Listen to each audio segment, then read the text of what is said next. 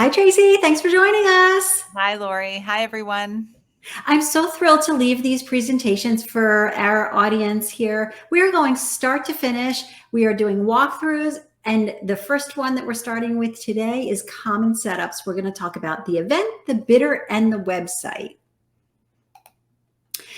If you're new to Auctria, Auctria was founded in 2011. Over 45,000 auction event fundraisers have been used through the Auctria platform. Over $500 million have been raised using Auctria. And this is just an example of some of those amazing organizations that have done amazing work in their areas. And we appreciate each and every one of you. So this walkthrough is part of a series of 4 walkthroughs. Today, we're going to talk about common setups. And you can see the other 4 clovers of the leaf. We're going to talk about tickets, tables, sponsors. We're going to talk about items, donations, and raffles. And then we're going to talk about opening, bidding, selling, and closing your event. So stay tuned for all 4 of them. Our agenda looks like this for today. We're going to talk about the setup for your common to all organization setups, your dates, your credit card settings, bidder registration, bidding online, your event website and dates. And we'll show you how to copy over a prior event if you have that. And then I'm going to leave you with a little bit of homework to think about your tickets, tables, and sponsorships. So here's a visual representation of what this is going to look like. And this is the agenda that we're going to accomplish today. We're going to leave you with the opportunity to be able to start to finish and handle all of your organization setups. The first one, we're going to talk about your organization info, your social media, adding users, administrators, and viewing your event website. Let's go to the walkthrough video.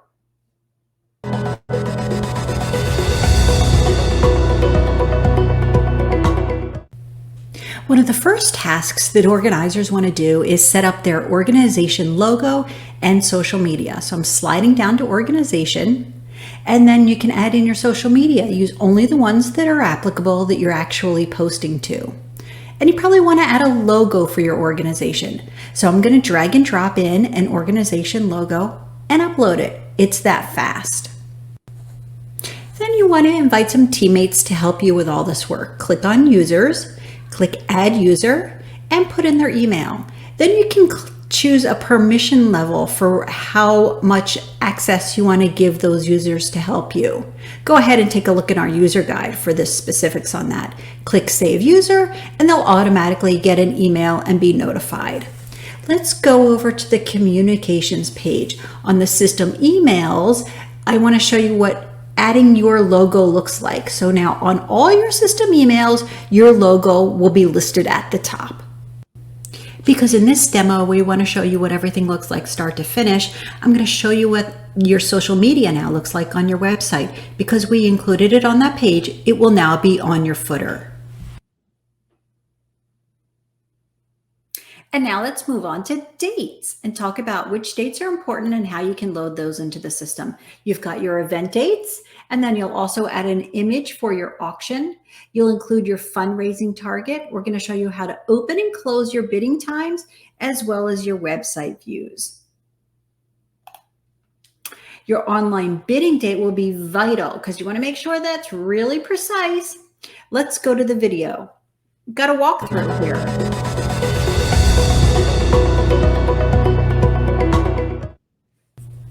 Let's talk date setup with the Auctria platform. Let's go ahead and set up an auction date for your event that you're currently working on. Go ahead and use the drop downs and check the date that the event is going to happen. This is an internal date that will just be used for sorting when you have multiple events. It stacks them up. What is important on this page is you want to put in your fundraising target. Let's go with $100,000 and click the check mark. Let's go ahead and add an image for this auction. Now this is just for this auction. So that image will show on all the auction information, and it looks nice and pretty.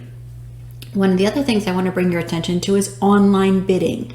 If your auction is going to handle online bidding, you need to set an exact start date as well an exact end date. Same thing, you start with the drop downs, mark them in, and these are very precise. So make sure you put in the hours and the minutes that you want it to show. And then click the checkbox. Now let's see how that shows up on your event website. Here's an example one. Because I set my online bidding, I now have a countdown clock that's running. I made this one as a quad box and it's showing up in the right-hand corner. And because I put in the fundraising goal, now I have a thermometer that has that fundraising goal indicator on it. Now let's take a closer look at credit card settings. For credit card processing, we're going to show you how to set that up, fee handling as well, and then the views for the donor, the bidder, or the purchaser. Auctria integrates with 2 credit card processors, Stripe.com and Authorize.net. If you're already working with Authorize.net, connect your system. If you're not connected with either one, we suggest using Stripe. It's a pay-as-you-go system. And with Stripe, it now includes Google Pay and Apple Pay. Your bidders and donors can click directly from their wallet. And then credit card handling. So there is a small credit card fee. And how are you going to handle that for the bidder or the donor? You can set it as optional, where you can ask the bidders if they want to cover the credit card fee when they pay. You can set it as quiet, where you will never mention it and you'll absorb that as the cost of doing business for your charity or your group or your organization. Or you can turn that on and have it always added to the credit card fees to the bidder's statements. Totally up to you based on what you've done with credit card fees in the past with your organization and what your audience is comfortable with. Let's go off to the walkthrough video.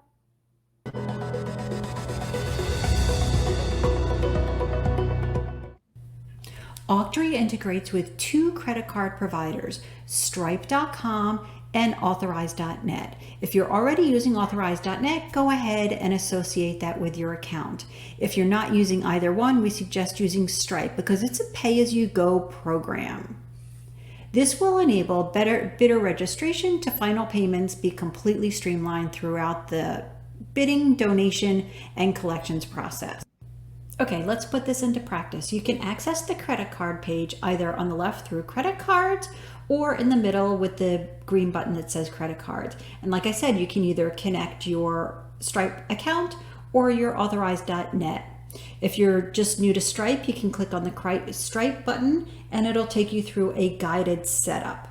So let's go back. What I really want to show you here is some of your credit card settings, especially your fee handling. People ask us a lot, can I have my bidders or my donors cover your credit card fees? Yes, you can. There are 3 options here. There's optional, where you'll ask the bidders if they want to cover the credit card fees.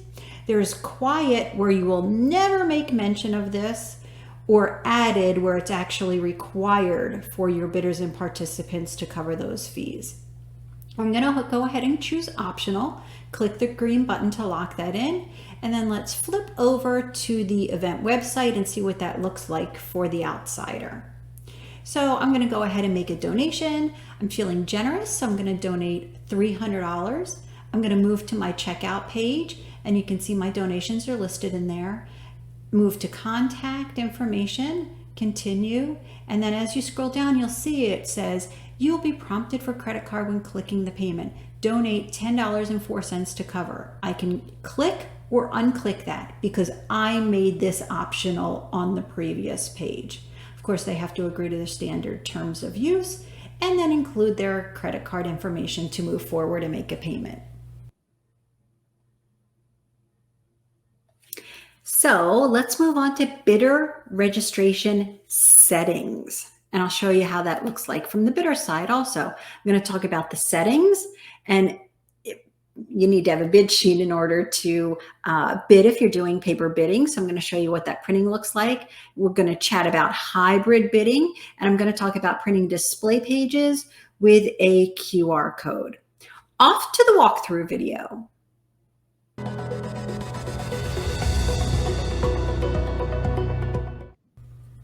Let's start with in-person bidding, where your bidding is going to be taking place with a paper and pencil on a bed sheet. In order to do that, you want to set your item up as a silent item. That way it produces a bid sheet that you can print and have alongside the item that's on the table, where people will use their bidder number and put their information on there to record a bid. So I've set that up as a silent item, hit save, and you can see I get a nice big green check mark at the top. Now I want to print some things. If I want to print a bid sheet, I just click print bid sheet, and there you go. Mobile bidding at an in-person event is absolutely doable. There's a couple things I want to bring to your attention. So I am on your bidder registration page, and if you want to enable online bidder registration at the time of ticket purchase, you keep that checkbox marked. If you want to do more of a hybrid where you're allowing people to place bids from outside the room, those people don't necessarily need to buy a ticket. You would uncheck this mark here, allow bidder registration without a purchase. That means they didn't need a ticket to buy. The key here is, in order for everybody to even see these items, they must be marked as online. So instead of silent items, you're going to mark them as online items. You're going to want to print some nice display pages also with a QR code. So I went to printing, I went to display pages, and I'm going to click on to include a QR code when those print. That way, when I go and I print my display pages that will be displayed at the event, it'll have a nice pretty QR code. So when they're socializing and walking around, they can come up to your display page, scan the QR code, and make a bid fast. So if you are running a event where you have paper and pencil, you can also do a traditional bid sheet where you can print those with the Auctria platform. And to the right, you see a bid sheet summary where you can go ahead and record the winning bidder. A lot of people will use that for your live auction bidding as well. Should you choose, your bidders can download the Auctria mobile app. This will give them fast access to quick notifications if they're outbid. It's optional though. Your website will be mobile optimized, so people can choose to bid on the browser, or they can use the Auctria mobile app. And then at the end of the event, they can pay with Google Pay or their Apple Store if you're signed up with Stripe. So I'm going to talk about some bidder number assignments because this may be vital for you.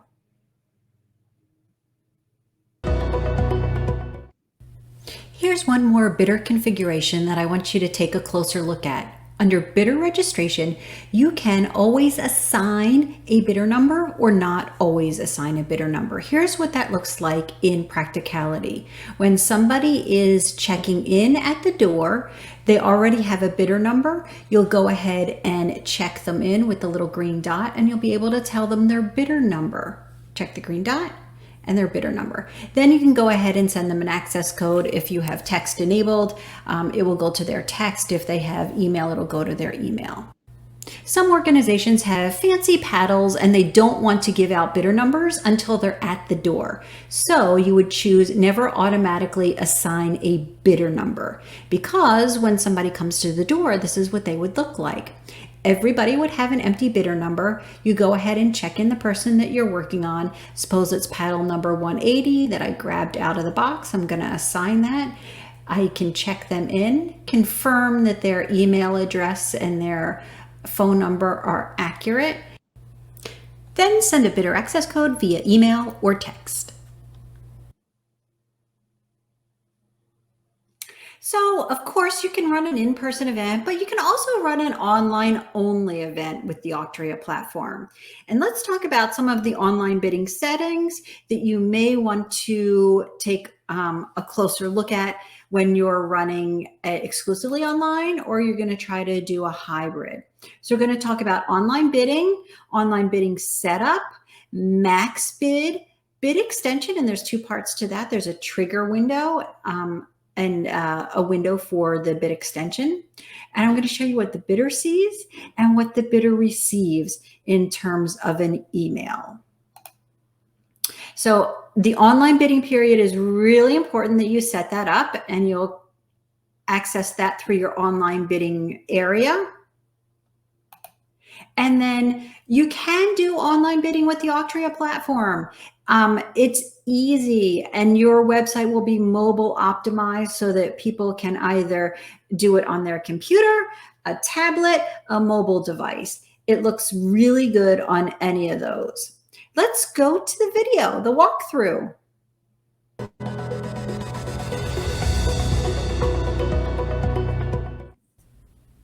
Before we set up our online settings, let's do a quickie and show you how to set up an item real fast. Because the bidding will be online, I'm going to set the item as an online type.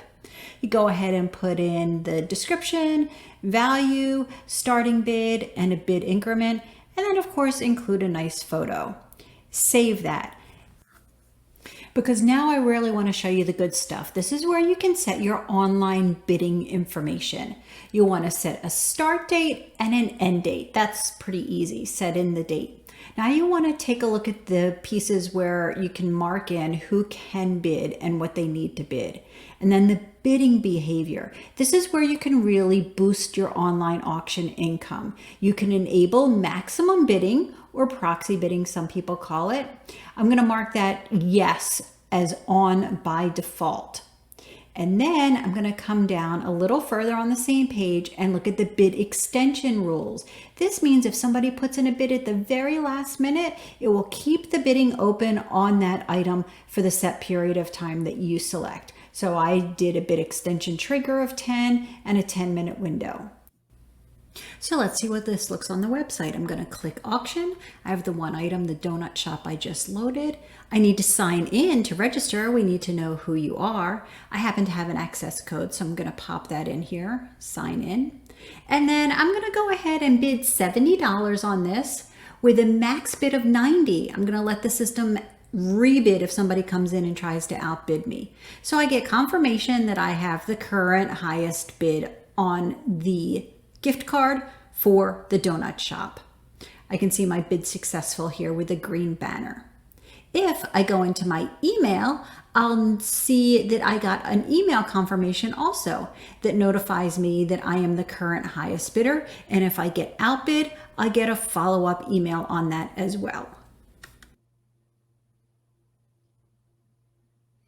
Okay, now that we've talked about the setup, we've talked about the bidder, let's talk about your event website.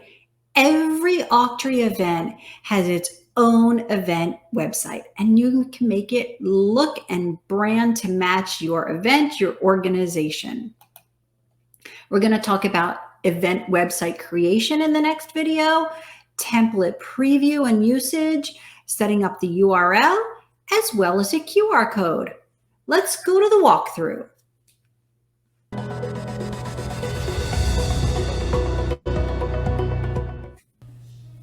Auctria makes setting up your website easy. You can either access the website dashboard on the left-hand side all the way down at the bottom, or click the website tile in the middle here. I'm going to show you how to set this up. This is what yours will look like when you first come in here and nothing is set up. You can sort by type, you can sort by theme, and find one that accommodates your needs. I'm going to go ahead and preview the animal template. Yep, that's nice. That's where I want to start. So I'm going to go ahead and choose that template now. Hit continue, and then I can go ahead and set a website address for this. So I'm just going to do something easy here, like start to finish. Click the green checkbox, and the system will automatically create a QR code. Right click on that, download it, and use it as you wish for all your promotional materials. And your website, like I said, will be mobile optimized. Your viewers will be able to bid, view, buy tickets, buy swag, whatever you put up on the event website. It'll look beautiful on a desktop, it'll look beautiful on a tablet, and it will also look beautiful on a mobile device. I want to talk about copying a prior event. If you've been with Auctria for multiple years or you've done multiple events with us, you may want to copy a prior event to give you a fast forward to include some of your information that you had in a prior event. You can copy the event altogether. You can copy the items. You can copy the website. And don't worry about your donors. Your donors are saved on an organization level. So you'll always have those available for every event. Let's see the walkthrough video.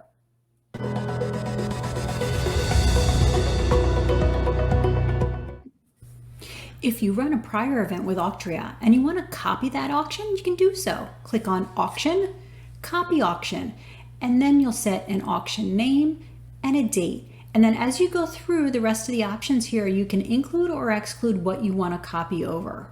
I'm going to exclude the website because I want to show you how to do that separately. You may want to copy over your items separately also. Copying items is a push, not pull. So here's how that looks. I'm going to start in webinar 1, which has one item. I want to copy items from webinar 1 into webinar 2. So I'm going to go ahead and flip over to that dashboard. There's 58 items in here. I'm going to copy them, but I don't want all of them. So I'm going to go to copy items, choose auction where I'm pushing it to, which is going to be webinar number 2. And then I can go ahead and choose the items that I want. I can do it with the little check boxes here, copy items. It's going to say, okay, you've got 12 items that you're sending to the other auction. I get the big green confirmation bar at the top, and let's go back to the other one. And I had originally 1 item in there. Now I have 13. Copy complete.